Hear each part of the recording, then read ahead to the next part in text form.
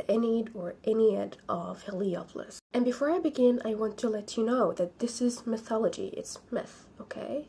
I worship one god. And so did Egyptian technically. 7,000 years ago, there wasn't anything in the whole presence, in the whole universe, but chaotic water. That chaotic water or chaotic ocean named Nu or Nun. And out of this chaotic energy came Atum from himself. He created himself. He's the he, he's the she, he's the complete God. And Atum comes in three forms or three manifestations. At the very beginning of the day, he is Khibri, the rising sun. And in the middle of the day, he is Ra, the midday sun. And the dying sun or the setting sun, he is Atum. He was kind of bored, and so he somehow made Shu, the air, Tifnut, the moist. So now we have three gods. Shu and Nut produced Jib and Nut. Jib the earth, Nut the sky.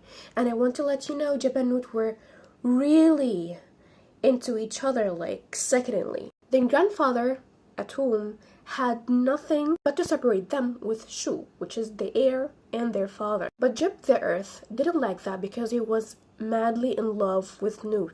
So he sneaked somehow and in some kind of way, don't let me get into the details, he got Nut pregnant. When their grandfather knew, which is Atum, he was not very approving of this pregnancy because he's the god. He knew something bad is gonna happen in a fruit of this pregnancy. So the Houthi, his prime minister or his assistant, liked the spice, and he said, you know what, I will let this pregnancy continue. The fruit of this pregnancy was 4 gods, 2 ladies and 2 men, Osiris, Isis, Seth, and Nephthys. Osiris and Isis were married, and so Seth and Nephthys. Osiris was very into himself and he was very arrogant. Isis was extremely beautiful and she's the god of magic and motherhood. Seth was the redhead, and from that point no one liked the redhead back in the day because Seth was the god of tornadoes and the evil thing. So where is the beloved gods Anubis and Houthi? In part 2 I'm gonna tell you exactly the tea, because these 4 aren't as innocent as you think they are, and the deeper we will go in their stories, these 4 gods, the more you'll understand why Atum didn't want this pregnancy. If you didn't know me, I'm Norman, your Egyptian bestie, and tomorrow we are gonna have a big day.